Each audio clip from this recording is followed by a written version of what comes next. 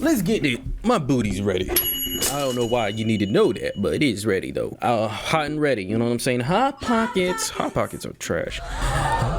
How y'all doing? It's your boy Josh, and welcome back. More Perfumare. We're here! We made it! Shake my hand. What did you eat today? You know, I ate some peanut soup with rice balls. I don't know if you heard of that. Reed's route. We made it. We finished Jules. But the question is, are we satisfied? Are we satisfied with that ending? Do we get other endings with Jules route? Short answer to that, I'm kind of lazy, so maybe not. Bruh. I haven't even got Laurence, which I have to figure out Laurence.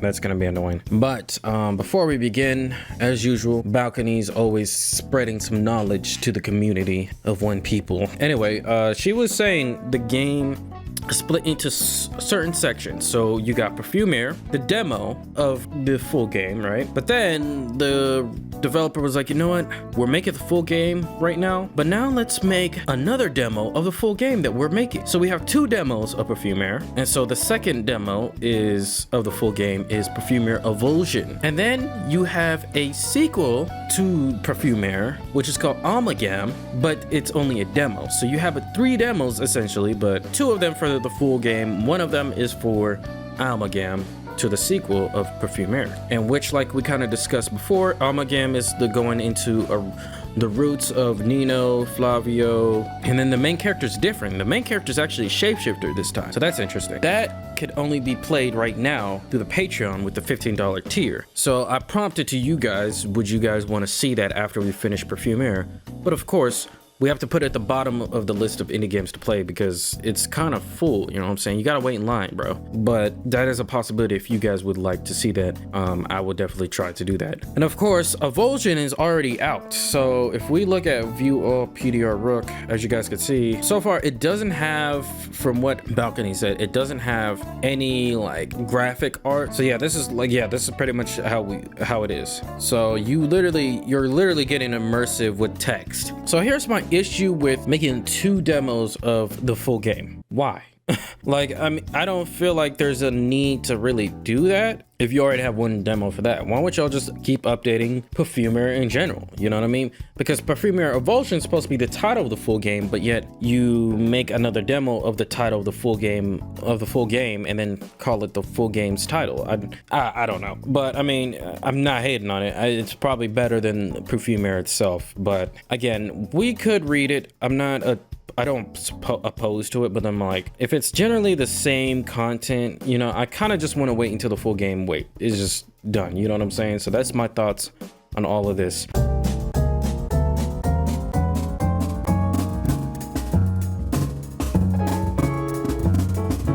Golly, bro, we've been playing this game for a year. I just realized May 9th, 2021. You're looking like a Twilight character, bro. Get off of me. Oh yeah, there was someone who was knocking.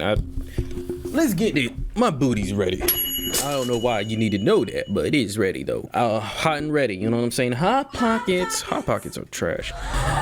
He neither smells nor looks distressed. Mostly really annoyed. Ooh, you're expecting someone? Yeah, I am. And he has the worst timing. It's your boss, huh? You know him. Yeah, it's his boss. He's so into you. It's pathetic. Oh, it's Flavio. Considering how narrow your social circle is, you honestly have no idea who's the elusive guest. You probably won't even recognize him.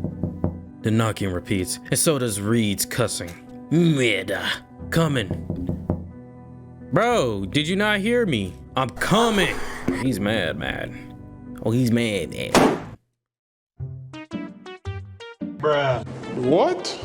Bruh. Bro, what? Did he get shot? He says that as soon as he gets, nice to see you, Reed. Is that how he speaks? He speaks that gun talk? Oh my gosh. I am appalled. Perplexed. The interlocutors. I don't even know what that. Stop. Do you just be going on Google and searching up words? I'll be low-key doing that, but you know. Bruh. Bro, stop. How are you? Pleasantries? How daring. Ian, no? The sunny lit. I don't even know what that word is. Doesn't waver in the face of Reed's impatient growl. On the contrary, he had that gun talk. What you talking about? Straight to business then.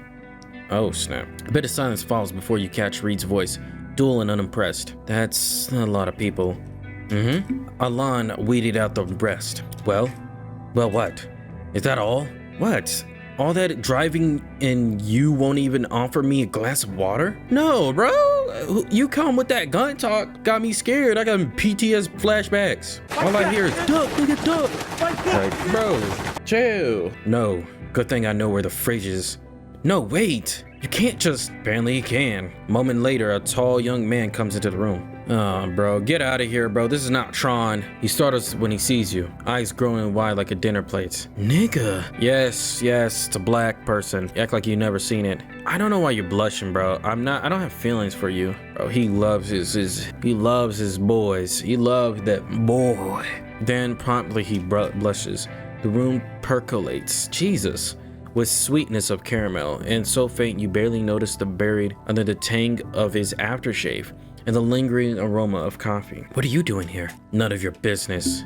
With a too wide toothy grin, narrowly contained impatience, Reed slams a bottle of water on the countertop. Here's your water on the house. Off you go. Ignoring Reed, I should disrespect you. Ian bypasses the counter and sits on the couch facing you. It's so good to see you. Oh, Ty? Okay, sure. Now that the pleasantries are out the way, can you just go away? You got an only talking gun. I heard you off Donegal. He get excited by war talk. That's crazy. He had it coming. If you ask me, nobody asked. Exactly. Come on, brother. Resigned to his fate and Ian's presence, Reed takes the empty seat on the left. Ooh, okay. Looking at that man like, so, you want to make business while we're here? Did you want something else? All right, you getting some little visual novel art on this part? A cake would be nice. Hey, at least he's not humble. How about a F off instead? Calm down, I'll be going in a moment. Alon asked me to give this to you. From inside the back pocket of his pants, Ian pulls out a small sealed envelope. What's that? Don't know. He said not to open it. It's for your eyes only. The J. Cole album? Reed takes the offering between two fingers, inspecting it intently. Thanks. Now, there's something else I wanted to ask. Reed sighs, putting the envelope away. Yes. About that girl. What girl? The one from the club? Black hair? Killer smile? Bro, this is not Tinder, bro. Go get a homie to help you with that. The one you said worked at the Sea Chant. She, though? Is that a... Oh, it's like, oh, hold on. The Sea Chant. Nestled in the heart of Lazar, a Sea Chant, a high-end lounge bar, well-known spot that mixes both wealthiest and most tourist people. Visits here are made by appointment only. Filled with red neon lights and expensive leather loungers. The bar's legendary fame is nothing but an unattainable wish for most citizens. Gemma, whatever. She asked about you. Okay, and you seemed like, I don't know, pretty interested in getting to know her, so Reed snorts, visibly amused. Already got what I wanted from her brother. What the freak? He was much more forthcoming. Oh, but I thought, look, you can go for her, if that's what you're after. I don't care either way. Ian gapes, mouth open on a breath. Wow, they were right about you. The freak? Somehow that comment sounds like a plea. Low-key?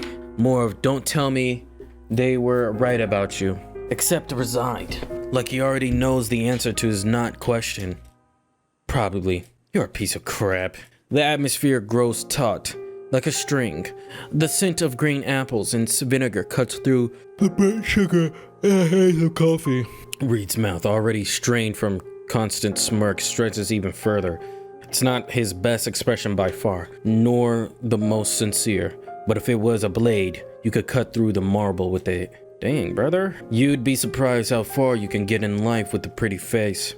He laughs, a sharp sound you feel down to your bones, like glass shards in fire.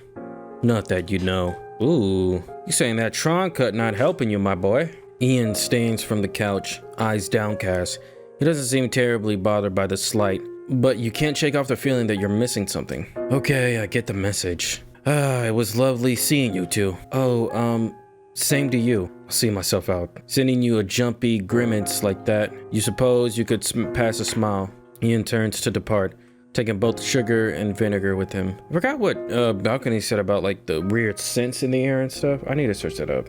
Or go back to her comment. Reed escorts Ian to the exit regardless of the latter's protest. There's nothing friendly about it. Annalisa! Bruh. Be quiet! Reed escorts Ian to the exit regardless of the latter's protest. There's nothing friendly about it, since Reed's only objective is to make sure the door is properly locked. The Fox's confidence washes off Reed's face in an instant after the last lock snaps into place, and he re-enters the room, still smiling, but now in his unusual warm way, devoid of the unaccompanied tart attire. Are you? It seems like you're going to play the nothing is wrong game. I'm fine. It almost doesn't sound like a lie when he says it. Meeting his ex-friends always puts Reed in a strange mood, like the reminder of his old self leaves a sour taste in his mouth. Let's see what this is about, As if halt any more of your unvoiced and unwanted questions, Reed waves the envelope he got from Ian in front of your nose, then wedging a clean butter knife under the seal. It opens it that way. Okay, what do we have here? A scrap of paper, too much tiny to warrant such a large envelope, falls out on the counter. Whatever's written on it makes Reed blanch. His hand tremble as he lifts the scrape to inspect it closer, though his features school back to the conceited neutrality. My God, bro, just tell me you went to Harvard and passed with A+, and you passed the SATs. Dang, bro. His eyes remain distant, transfixed. After a moment, his peculiar contemplation, he opens his mouth and swears. Yeah, bye. Oh, brother. Why are you folding? All right, chapter 4. Yeah, bye. What? It's not bad. I just... Stop. Look for yourself. Okay, give me this card. Alois Becker. Okay. So what? She sound like a Ulta Beauty model or something. Oh, that's a he. It's always a he. Freakazoid. Or no, that's not even a he or a she. It's a freaking... Bruh. What is it then? Oh, there it is. I'm blind. That's this freakazoid. Alois Becker, alias Marco, ex-co-founder of the most popular and notorious nightclub in Elazar, the Sea Chain. Victor's former dealer. Ooh. He's not the killer though, so why we got a freak? Alois Becker. You read under your breath trying to recall his name, connected with a face unsuccessfully. Who's that? He blinks back at you, a mouth a little agape. Becker? He repeats though as waiting for a punchline that doesn't come. You know the guy whose sister owns the most notorious place in Lazar? The ex-co-found owner of the Sea Chain? Yeah, you heard about the place before. You've been there even once, though. It was a quick business visit. First, nobody would get to you. Literally nobody. An invitation.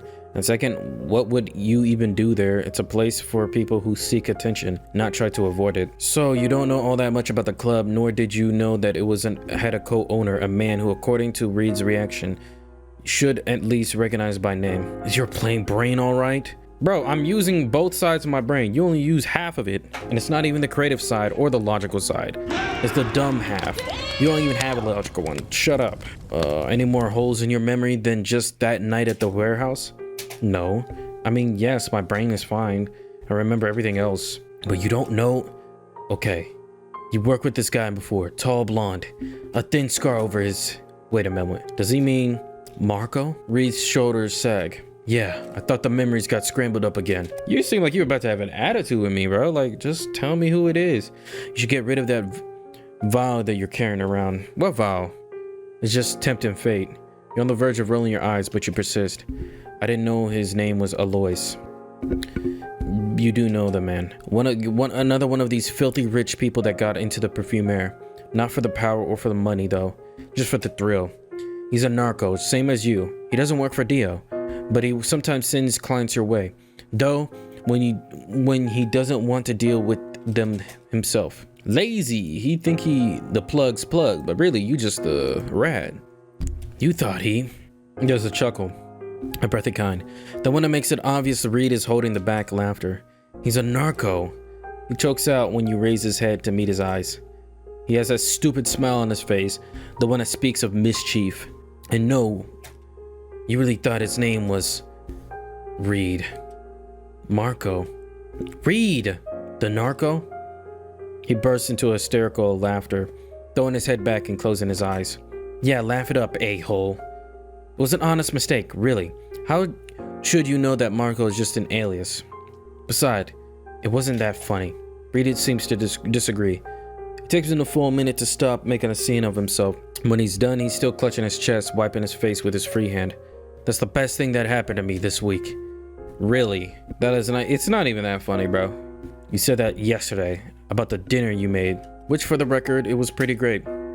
Semantics. But damn, Marco. Yeah. Okay, so now that you know that you're not the only one around here with a fake name and your acquaintance of 2 years isn't in fact named Marco, there's only one thing that makes the situation weird. You look like you were about to piss yourself when you saw his name on the card.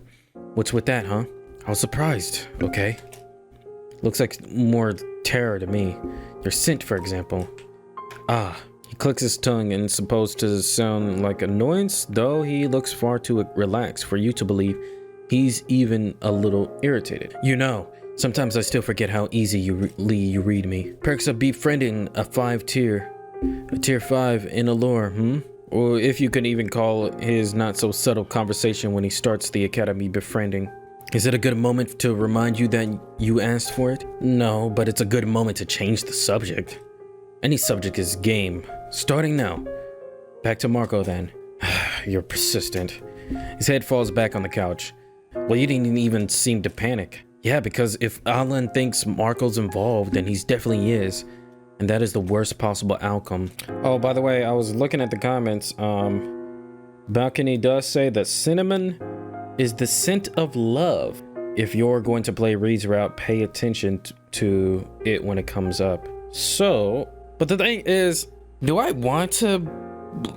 I feel like we have to fall in love with the characters to get good endings. I don't know. But then I'm not too sure. Because that means he deliberately sent Victor your way. Ha, right. That makes a whole lot of sense now. Victor didn't have to babble about the location of your meeting. Not if Marco did for him. It's a tale as old as time. Marco wanted to get rid of the competition, aka you, steal the cargo and the money, and then blame you for the murder. Real classy. Still doesn't explain why you can't remember the entirety of the night after getting into the warehouse, but it's as good as of a lead as any. So Laurent was right when he said that someone I trust was trying to frame me for murder. The other you trusted Marco beyond that nitty-gritty of the job. You didn't expect him to turn on you like that. Yeah, it's like he thought since you both know Alan, Marco's your best friend or something. You know how those SPD types are. To be fair, he probably meant you. Reed raises both of the arms in an unconcerned shrug.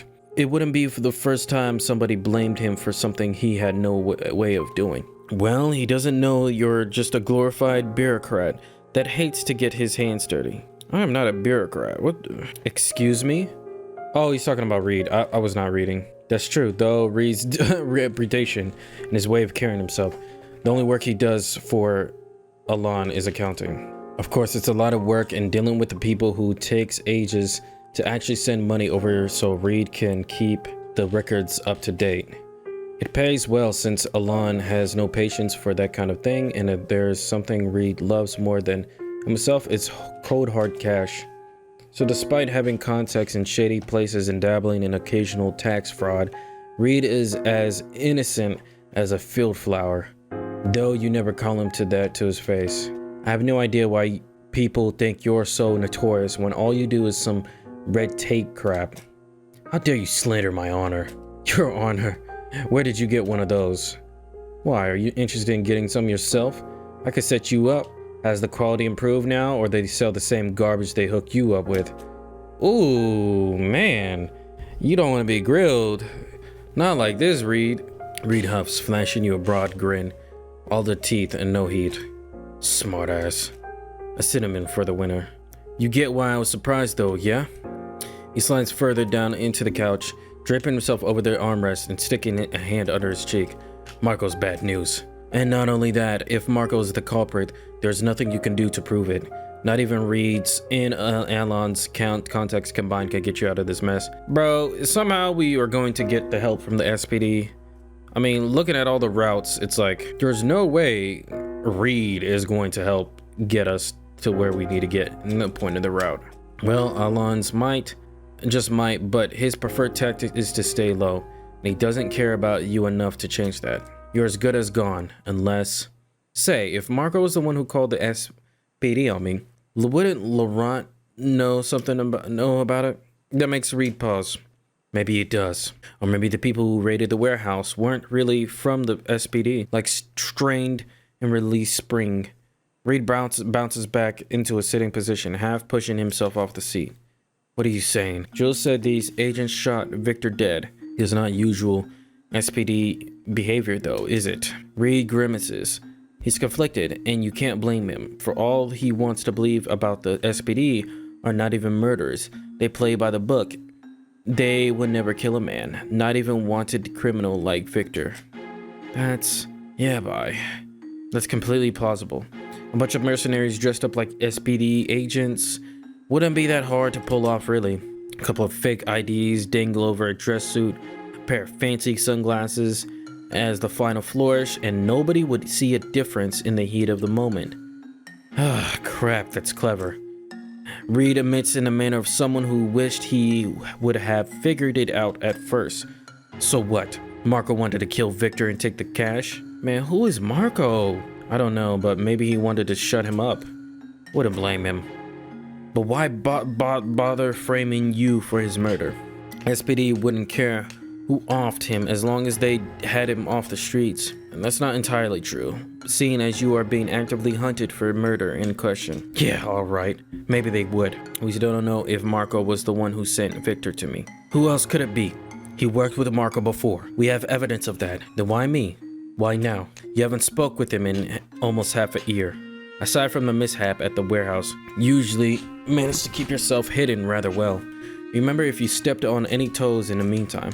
Even if you didn't, Reed would have told you if you were in any trouble. Why don't we ask him? As if for all you know, he's holed up in this club, out of your reach.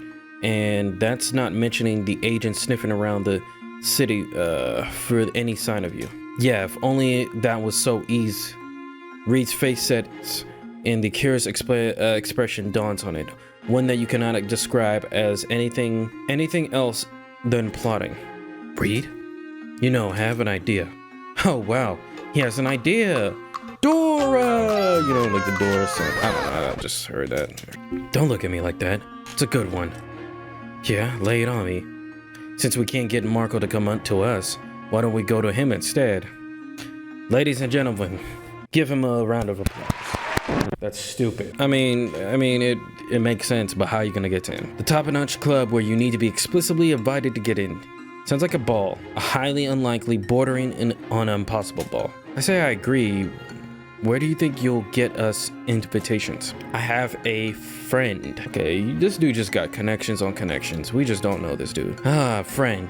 So either an ex-business partner or a fling. People usually steer clear of Reed. Some, especially of the giftless, think he can read minds. He can, of course. He's only a 4. He can only hear you if you make a deliberate attempt to speak to him. But with everything else, he uses their ignorance to his advantage. And no matter how hard they struggle, you always end up spilling their secrets. I guess maybe Reed's personality works well with his gift. His Perfumare. She owes me a favor. Favors. Yeah, Reed collects like others collect coins. He has them in bulks, stashed away for a rainy day. Sometimes he keeps them just for the sake of having them. It's useful, so you can't complain. Who's to say Marco's going to make an appearance the same day we do? You kidding? He's there all the dang time. See no doubt on your face, Reed shrugs. I'll go alone if you want. No, it's my life on the line, not yours. In fact, you should dissuade him from accompanying you there. But you know better than to waste your breath. Talking him out of something he's set on is futile. So, I could use a drink. He's keeping an air of carelessness around him. He knows what he's in for. And so do you. Not that you can ever forget the stench of death that keeps you awake at night. It is a constant reminder of the gravity of your situation. Though you always try to abstain from making rash decisions, it seems no amount of planning can keep you out of his harm's way. You don't know whether your current position should be blamed on you or Marco. Victor, though, he knew what he was getting into. Both of you knew the risk. You still can't help but feel resentful. I ain't feeling guilty. Victor had it coming. He had to know that eventually his unnecessary babbling would end up getting him into trouble. You just didn't expect to be dragged down with him when he had crap hit the fan. Hey, chin up. Reed glances at you with a terse smile that's supposed to look comforting. He doesn't need to ask to know what you're thinking about. I told you not to worry too much. We'll get your name cleared. And if we can't, we will. He sounds sure. Then again, when is he not? It's going to be all right, okay? Leave it to me. I should get those invitations by tomorrow. So soon? Is your Patsy going to be able to secure them so quickly? I'll get her motivated, if you say so. There's a bit of silence as you grasp for something to say, but nothing comes. Not one word. Just that overwhelming sense of dread. Reed pushes himself off the couch, takes a slip of the paper you're still holding in your limp hand, and throws it in their trash can, on top of the stack of outdated newspapers. It urges you to stand, pulling you by the hand until you relent. We need to get ready. Ready? For what? The party? You're being optimistic. The grin he flashes doesn't reach his eyes, but its tone is definite. And for a good reason. You'll see. You got some party clothes, bro? I'm broke. One thing you have to admit about Reed, he's always pulls through. Whatever his friend owed him for, it was enough for a couple of invitations, fresh out of the printer, delivered to Reed's hands not a day later. So you find yourself freshened up and ready to hit the town, looking for something better than you have in your years. Just in clothes worth more than 3 months in rent combined. I wonder how our main character looks. I wonder if that's gonna be like a full game kind of thing where you get to customize your character, maybe even the gender or whatever. Kind of like Ebon Light. It feels wrong to spend so much, even if the money came from Reed's account, not yours. He wouldn't have taken no for an answer, using the old argument, I owed you anyway. So you let that one slide. Besides, you have a lot more on your mind than worrying about material things right now. Not when the threat of jail hangs over your head like a noose. You make an effort to not to dwell on it, taking a shuddering breath to calm your nerves.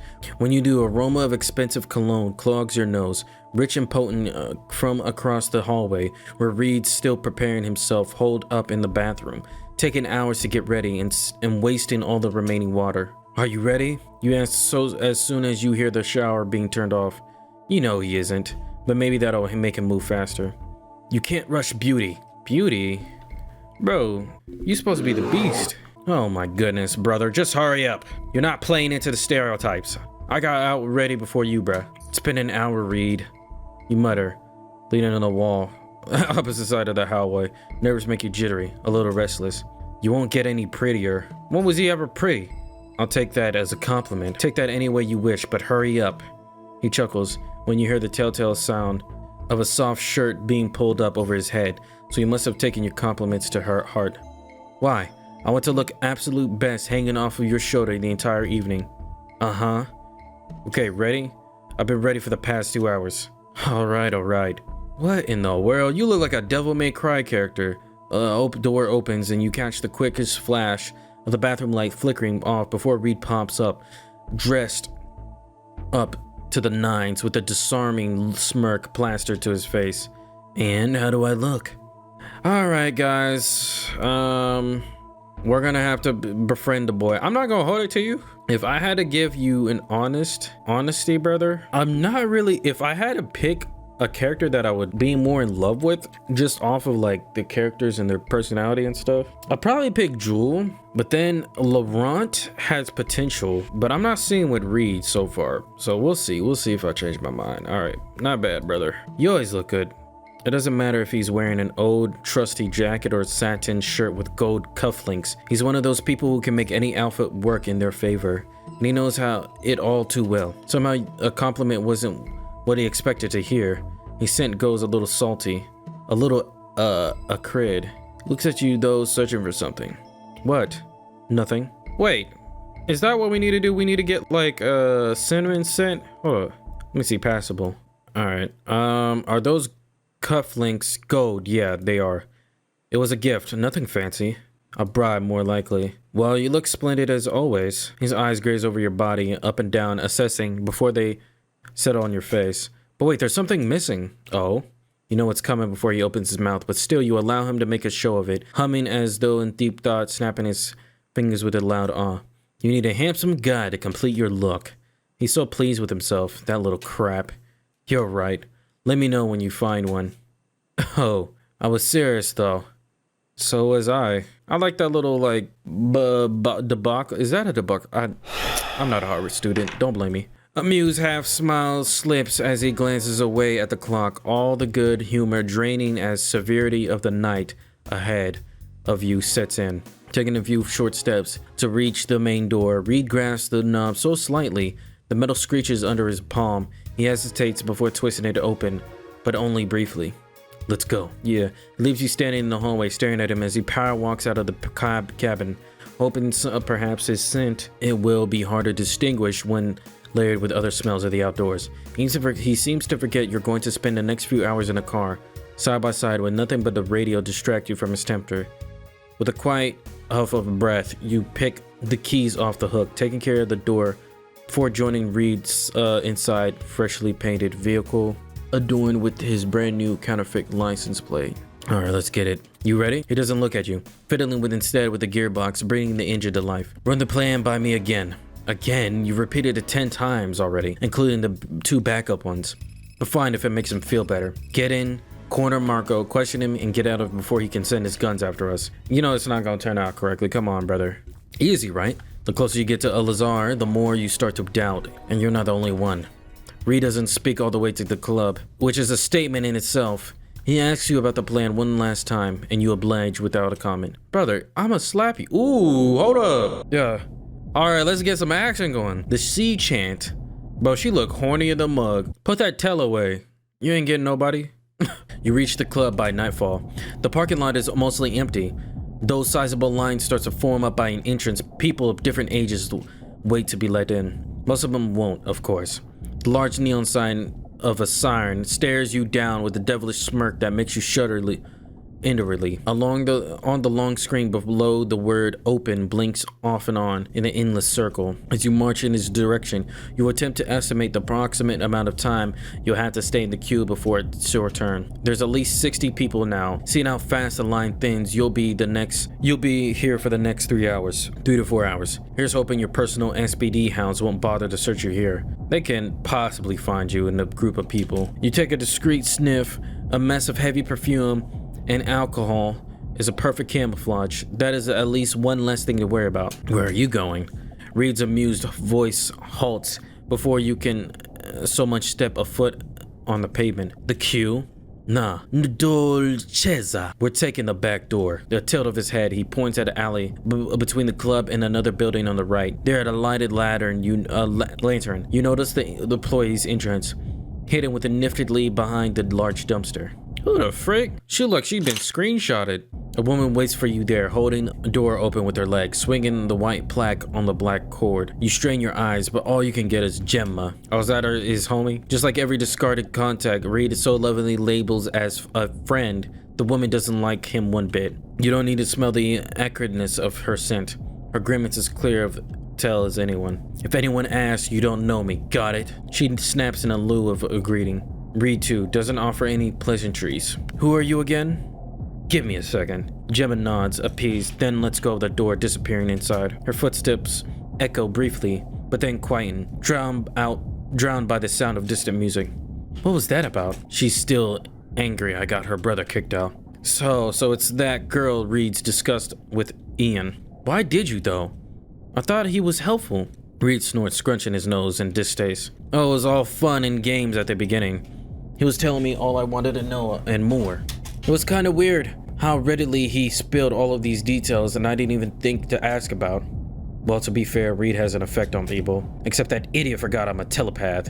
And after treating him to 3 strongish drinks, I could freaking hear him thinking at me how he's gonna screw me over. Let me guess, money?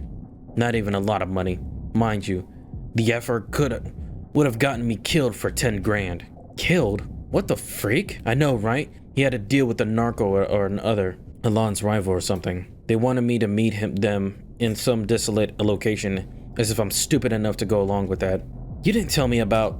There was nothing to tell. Nah, we can't have that in a relationship, brother. You gotta let me know about everything. It's not like I was considering it. I'm not an idiot. Besides, I know I can't trust a soul around here. You kinda spittin'. Dang right I am. Besides, I have you. I don't need anybody else. He tries for a cocky smile, but it dims before it truly forms. The atmosphere chills. In the privacy of a back alleyway, there's no place for him to hide. No way to disguise his scent. He speaks it quiet, bitten out of a snarl through the gritted teeth. I let them F me over once. No way the hell they're going to do that to me again. Bro, you weren't bending it over correctly. All right, guys. We're gonna get in some critical choices up. Alon's former employees, a group of efforts who took advantage of Reed's fresh out of the academy naivete and his ambitions to claw his way up and then use him to scapegoat to blame their shady schemes on, almost getting him killed in the process. Ooh, you weren't there when it happened, but you were present for the fallout, and it wasn't pretty. It was a rude awakening and an effective one. If you hadn't seen each other for a year between him leaving the academy and you coming to a Lazar with your brand new ID he secured for you, Tier 4, stamped remarkably similar to the legitimate one. You expected to see the same kid you remember, a little too self-assured to be genuine. A step closed off, but what you found instead was a man getting wasted on cheap alcohol in a filthy club or on the verge of breakdown. All you can do was help him out, stay away. Are they talking about Victor, the one on the alcohol? I don't know. But yeah, we have a choice. Like, it's a critical one this time. I don't know which one to actually pick. Help him out, stay away. I feel like this is gonna affect an ending perhaps. All right, y'all. I guess we're gonna stop it here. Yeah, I don't actually know what to do. You guys let me know if you want me to pick a certain option. We can pick any one, but it's interesting. We're getting to know little things more. We're getting to know that, you know, Reed's boss, Alon, and like the employees that work for Reed as well, and how he got screwed over in the past. And so this is just kind of all him coming back to him. And then how, like, you know, could be dealers and people who help the Perfumare get passed around, how he was the reason why our main character got screwed over with Victor supplying Donegal with that. We're getting somewhere though. This is definitely entirely different. We have not gotten this type of situation. But I like how, like, each of the characters are different in their own ways, you know. I mean, you got Laurent, who's SPD agent, so you get the most clean, universal option in my opinion, because I don't think too much happened that like popped out in Laurent's route when it comes to the other routes. Jules was more interesting because, you know, you were trying to run away with the help of her family and the people that work at the academy and stuff, and you kind of like clear her name that way, right? And then you got Reed, who's kind of like the dude that got all the context. He's the cool guy. He lives that more risky nightlife type of situation. At least that's what I'm getting. But I'm interested to see how they all end and how similar they are, if we can get a good ending for all of them. Because so far we only got Jules' good ending. I'm also interested on the full game. Like, what's the full game gonna entail? You know, like, is this gonna like continue off of the demo, or is it going to add more to the demo or make essentially the demo more bigger and more immersive? I don't know. As usual, let your boy know how you feel. Drop a follow on the Twitter if you want to keep up to date with my life and, you know, when videos are coming out, and Twitch streams as well. And start dropping down below like games you want to see me play. Either way. And also, don't forget to tell me what you ate for dinner. Either way. Y'all stay blessed, keep your head stay strong, and I'm gonna see you when I see you. Peace.